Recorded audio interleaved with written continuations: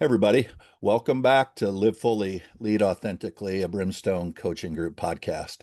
I'm Chris Godfredson, and it's my pleasure to be joined today by my partner, co-founder, Kurt Bush. Kurt, how are you, my friend? Hey, I'm doing really well, Chris. Hey, thanks for making this work. I know we know you're in a basement. Nobody else Oh, knows. Thanks for toughing it out in a basement today, man. why are we giving away trade secrets? Yeah, so if you hear noise, it might be a 2-year-old and a five and a half, almost 6-year-old outside my door. But we're gonna do the best we can, and it'll be pretty great. The reason it's going to be pretty great is that we have a guest, a new friend with us. I've known Melisa Buie for a minute or two now through LinkedIn, and Melissa is a brilliant human being. And the one of the things that I love about Melissa and her way of thinking is the first thing that I noticed when she popped up onto my radar screen was she talked about face plants and failure Mm, in ways that were mm, like really helpful for me as a recovering I can't let you see me fail mm. individual. So, Melissa, you can do a far better job of introducing yourself than I just did. So, why don't you tell our audience a little bit more about your work, your background, and welcome to Live Fully, Lead Authentically. Thank you. Thank you. And thank you for having me on the podcast, both of you. I've enjoyed my research into this podcast. And yeah, so a little bit about me. Well, I have a uh, kind of a varied background from working. I've worked in industry, I've worked in government, and I've worked Mm, in academia.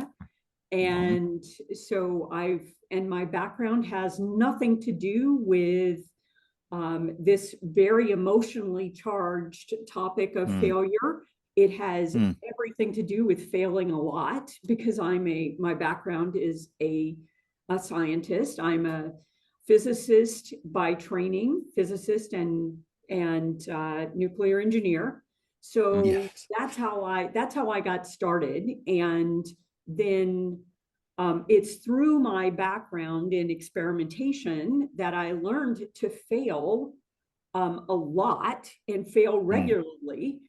mhm, And then it was actually through my engagement into operations that I had one of my biggest operations failures, I guess you could say. Mm. And it's through that this book was born. So, um, mm, and this is my second book. So my first book is called Problem Solving for New Engineers, and that has no emotional vulnerability attached to it.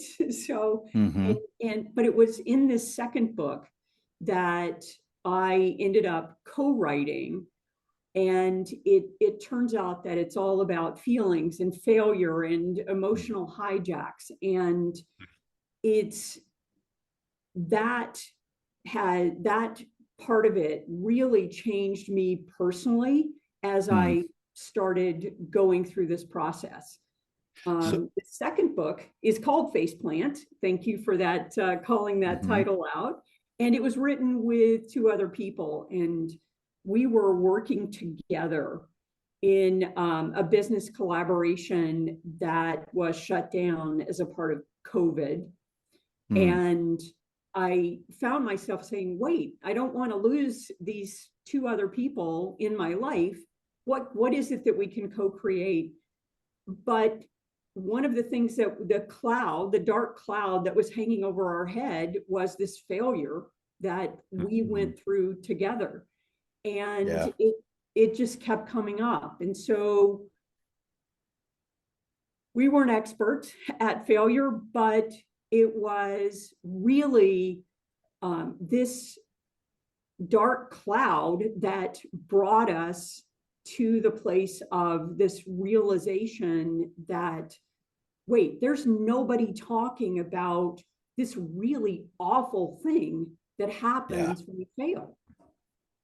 There's like Yeah. a million books out there about success and about Mm, resilience and about bouncing back. And, but what yeah. about that awful in between? What about the awfulness that happens after you fail and before you get to that pretty picture that we post on social media that, we've Right? recovered, right? Yeah. So that's the gap that we wanted to write about. Mm.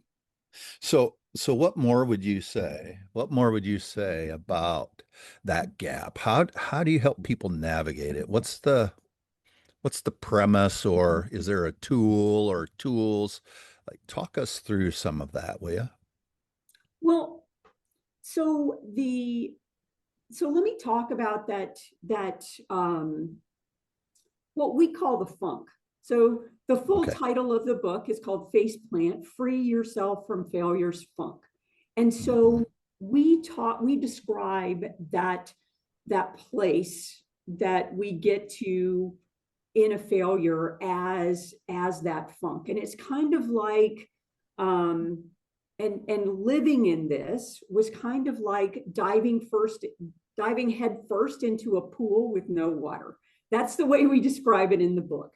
Yeah. And that's what it's like to write about failure, to live it day in and day out. And really, like, we started taking on the failures in the rest of our life as a Mm. result of this. And it took us several years to really engage with this fully and really embrace what it took to really look at failure. Mm. And we realized that there were failures in our lives that we had lived with for multiple years and Mm. had not fully dealt with and hadn't learned the lessons from those.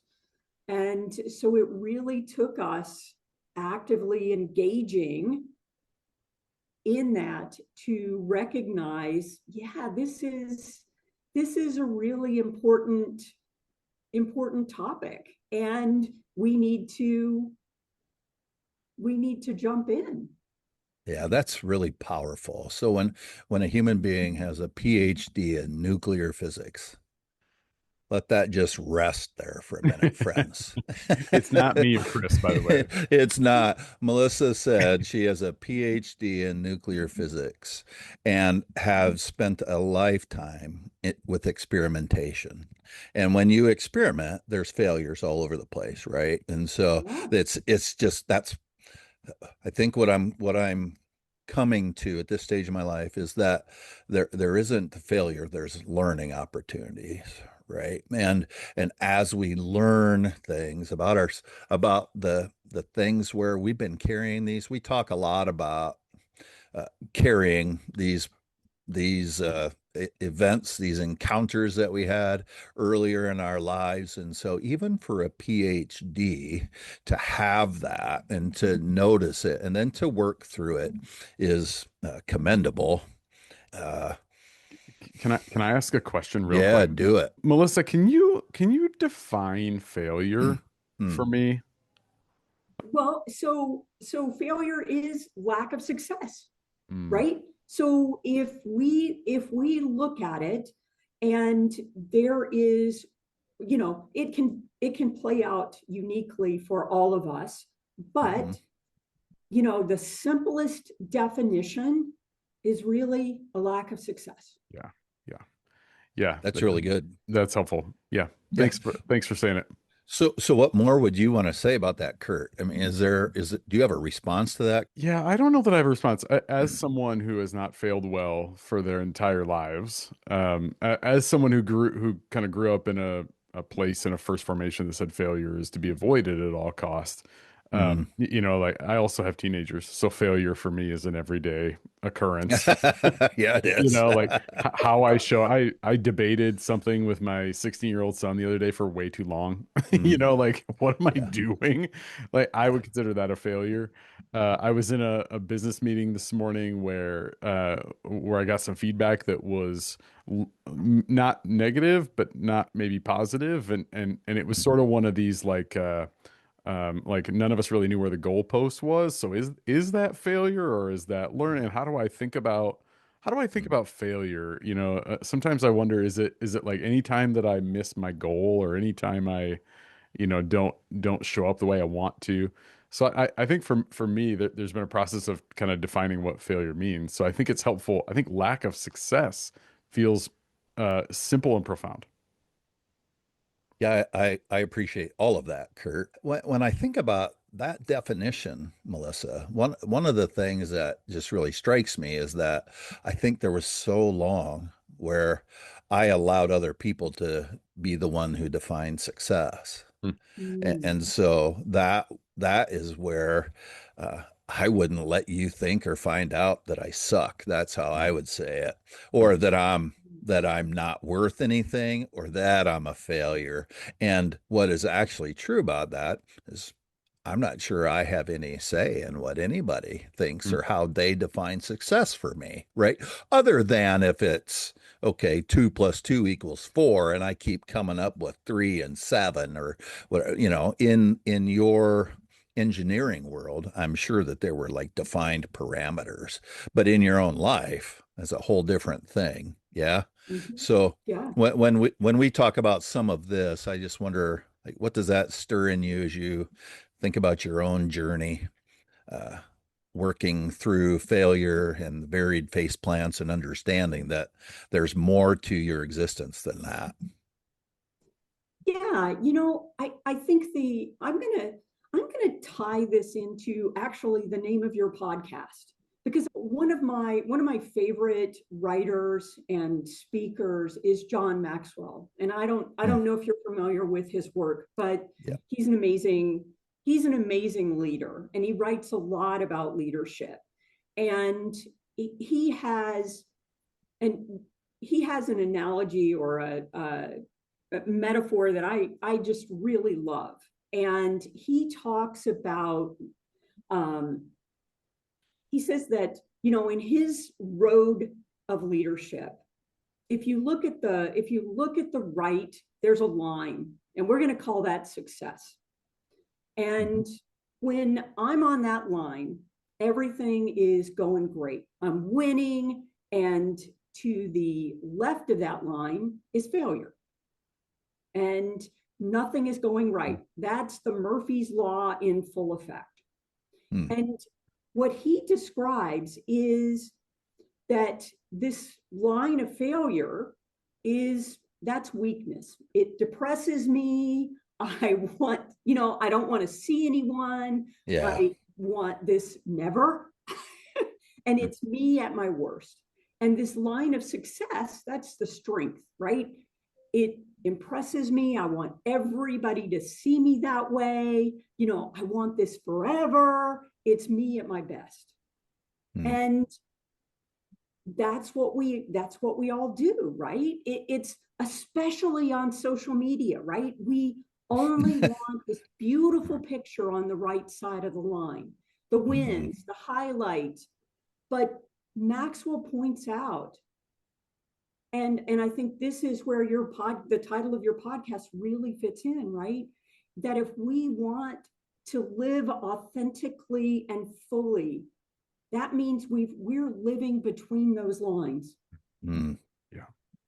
Not not all success, and it's both sides, right? That's what's happening. And that's actually a great definition of authenticity, Yeah. is Yeah. living between those lines. And that's why we wrote about failure, because for us to have breakthroughs, we've got to have those breakdowns. For us to Mm. have real growth, real learning, real development, we have to be willing to share what's on the left side of that line. Not just here's what happened in some kind of polished version, right, of our lives. It's the real us that we have to share. It's the real who we are from our heart, and letting those experiencing what we experienced as a part of it has to be in that sharing. Like one of the things that I love is stained glass windows, right? And the reason, I mean, they're beautiful, but the reason that they're beautiful is because of all the brokenness, right? All the lines, all the bits in there and then we bring that together and we have this beautiful, beautiful picture. That's really good. Yeah, for sure. So one of the tools, or one of the things that we came across years ago was the idea of kintsugi art, which you're probably familiar with, right? It's this Japanese thing where everything is broken, and then you put the vase back together, or you put the plate back together with this. I'll call it grout because I'm not refined enough, but like it shows all the cracks, and there's beauty in the crack and in the putting the pieces back together. So yeah, I love what you're saying. And the mic drop happened about 45 seconds ago. Listener, if you didn't catch it, go back. And you said you can't have a breakthrough without a breakdown. There you go. And so often, I think what's true is when we don't have the breakdown, is there ever any real growth? I mean, does transformation happen in a nuclear physicist world? I mean, you learn and you grow through the failure stuff, right? I mean, it isn't just because whoever corrects something that works well. It's through our struggles. It's through our, climbing the mountain, right? That we really get to this amazing place. Yeah.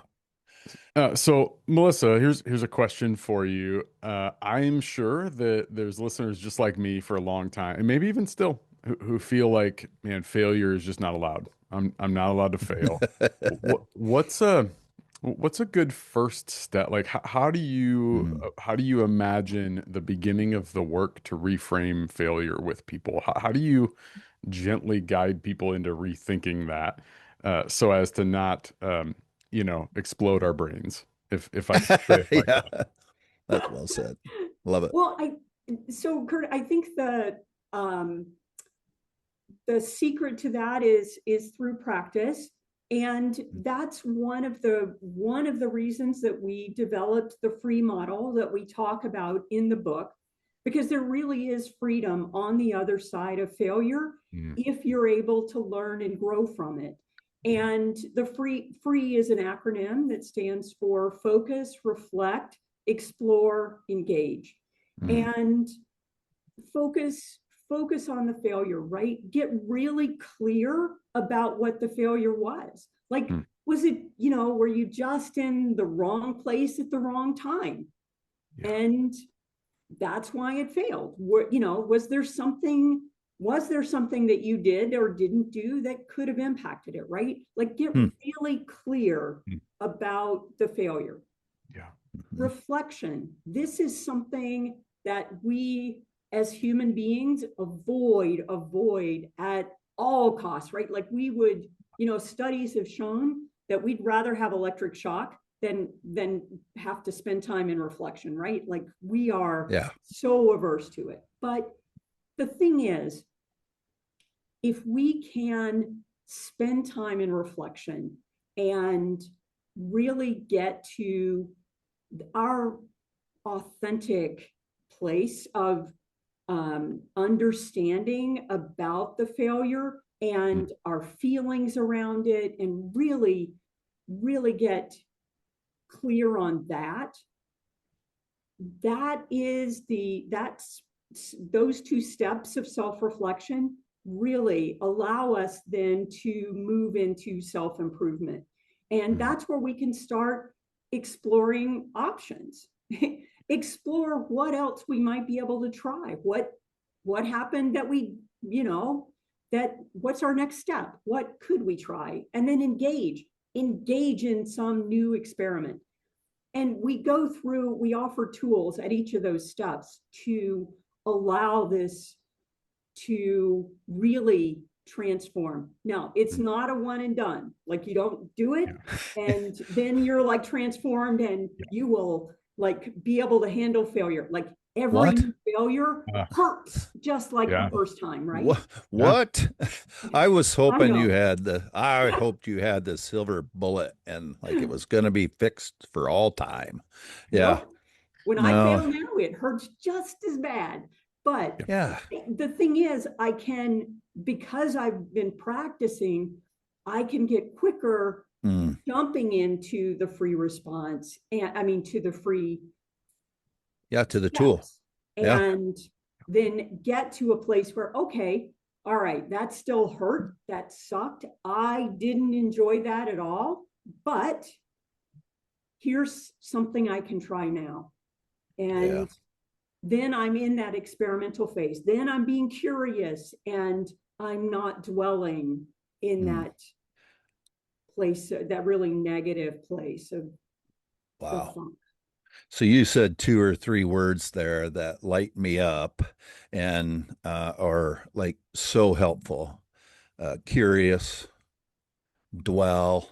Like when we dwell somewhere, it's like we're hanging out, we kick our shoes off and we put our feet up and this is, it's like, okay, we're just hanging out and maybe we're having our favorite beverage and we're just, I don't know, luxuriating in that place. And what's true about that is I think the longer we stay there, the more stuck we get as we just dwell in the failure. And so, and our listeners know that we talk a lot about the idea of reflection and the power that it has to actually create opportunities for transformation. I wouldn't say that it's automatic that transformation happens when we reflect, right? Because information alone doesn't transform. Action does. And so I'm finally going to get to my point or my question.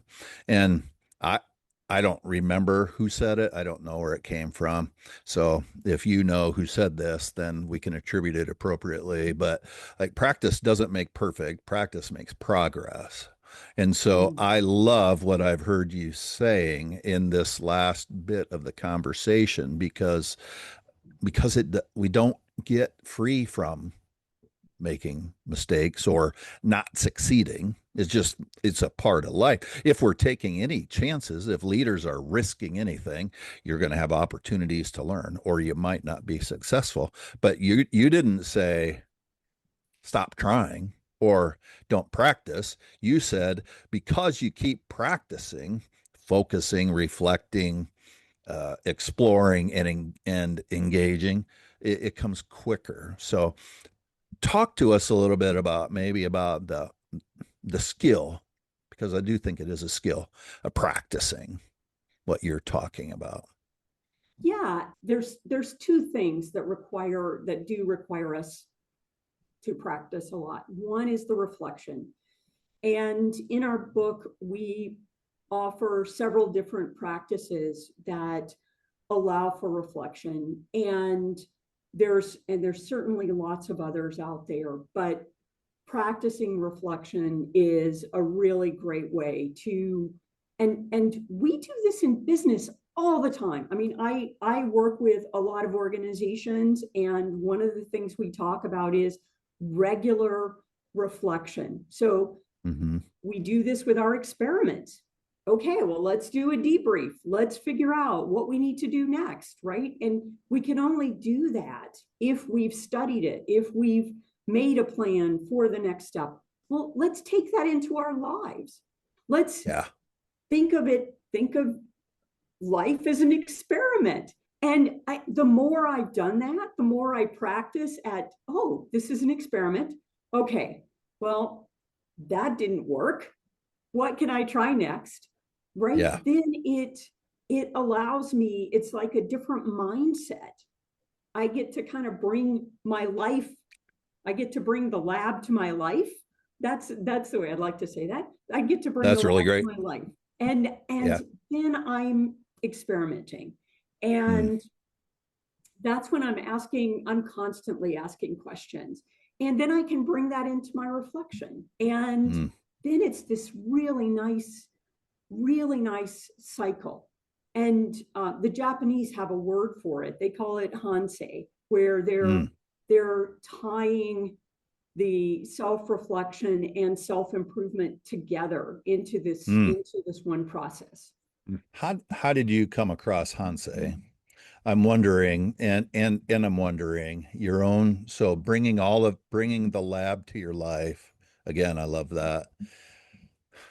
Did somebody help you do that? Did you discover this with your co-authors as you were writing a book? How did you come to that place? So my background in organizational change is through lean manufacturing. And the Toyota production system, hansei, is one of the tools that really allows for really business transformation and growth. And another one of my favorite authors is Katie Anderson, and she wrote a book with a former Toyota executive where he looked at his life. This man, he was an executive at Toyota, and he looked at his life and like said, oh, well, I tried this and it didn't work. And I tried this and it didn't work. And I tried this and it didn't. And it was just, I've read this book like 3 times now.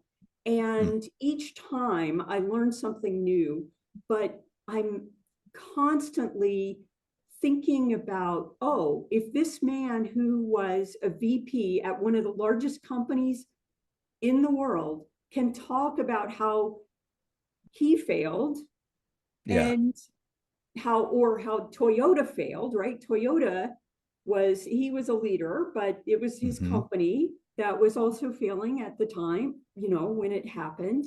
Then those are really great things that I could bring to my own life. And some of the leaders that I absolutely love they're just so authentic in sharing their failures, and that has been a huge motivation for me to practice it in my own life. Melissa, it's funny you say that. You're now I'm lighting up a little bit. My first like real job as a kid, I'm gonna say I was a kid because I didn't know what I was doing. I got to work with a lean black belt Six Sigma engineer. It was just him and I, and we worked in a manufacturing plant to look at processes and look at how things work. And he was also Swedish, so he's got this like thick accent and the European directness. You know what I mean? Like we're in the Midwest, so like we all have this sort of Midwest nice, but he's got this like real matter of fact, European mindset. And I'll never forget one of the things he taught me. We were looking at a production process. It wasn't in Toyota, but it was using the Toyota production system. He looks at a process and an operator goes, well, here's what I'm getting. I don't know why I'm getting it. He like, well, it's because your process is designed to get that result. Just as matter of fact as can be. No shame, no judgment, no like he was learning something from that, and he knew that the answer was there. Like he was going to find it, because if he's getting the result, he's not looking at that as like, oh shoot, I'm never going to fix this. It's like it's there and I'm going to find it and I'm going to be better. We're going to be better for it. Yeah. That is definitely something we say a lot. The process, you get the results that the process was designed for. And if you're continuing to have issues in your life, then look at how you've designed your life right? Yeah. Yeah. So I drove 4 hours to have supper with my son and daughter-in-law last night. And then we made a 6 hour drive, about a 5.5 hour drive, about a 7 hour drive, because then we drove 3 hours to my grandchildren. And some people are going to say, well, duh, no wonder you're tired all the time. Take a look at your life. And then there's times when we get to evaluate, is it worth the squeeze? And the juice is worth the squeeze on that deal sometimes. And we get to pay attention to our lives, right? And when we understand the things that are really important to us, then like we'll do, I don't know, whatever is necessary to achieve that thing. So yeah, so much of this conversation is fun. Uh, part of what I know about you is that one of the things you're doing today, no longer the in the nuclear physicist realm, I don't think, but you are telling stories on LinkedIn of Mhm. of people that you've come across, and I think you're helping the rest of the world see that, like, people fail and it's okay, and you're telling powerful stories all the time. What would you say to us and to our listeners about, like, some of the stories that you've been getting to tell and why you're doing that? I'm telling stories of leaders on LinkedIn because I want this social networking platform to be human. Mhm. And I also want to let everybody know about some of the most amazing people in the world that you may not hear about otherwise. Mm, And I want people to know that there are really great leaders out there who are up to something amazing in their lives.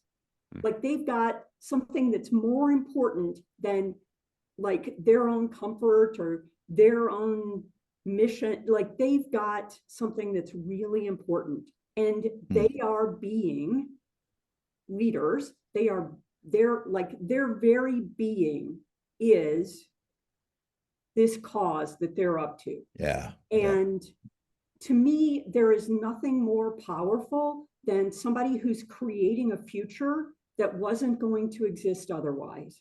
Mhm. And that's what these people are doing. And that's Yeah. why I want to share their message. I want to share what Mm. they're up to in life. And I want to share that they are human. Right. They make, they've got face plants. They make mistakes, but they're being cause in the matter of making that future happen. They're Mm. owning that future. And that is one of the most beautiful things in the world to me. Yeah. Yeah. Okay. So, Melissa, we have loved this conversation, and we are so grateful for the work that you are doing in the world. And one of the reasons we exist, like, honestly, our podcast, is that we just desperately want people to live fully and to lead authentically. And we are constantly looking for our people. And I knew from my first reading of your work on LinkedIn that you were my people. And so thank you so much for the conversation today. Thank you for Thank the you. work you are doing in the world. And we just really do we believe that it's possible if people can understand that failures don't have to be limiting factors in our lives, that we can work through them, and that we can focus, we can reflect, we can explore and engage in the world. uh, I mean, you want to talk about being free, there we go. So uh, how would you give us one more time the name of your books, and then how people can find you if they would like to engage further? Okay, I'd be happy to. So, my first book was Problem Solving for New Engineers. And then my second book is Faceplant, Free Yourself from Failure's Funk. Both are available on Amazon or other book distribution sites. Yep. And if the best way to get in contact with me is on LinkedIn, I'm there every day posting and responding to all the comments that come in. And I'm just Melisa Buie on LinkedIn. On LinkedIn. Yep. Friends, Melisa is a great follow on LinkedIn. I can't recommend her enough for you there. And it's been such a gift to hang out today. Thanks for your time. We are really grateful. Thank you for this opportunity. I really appreciate the work you're doing.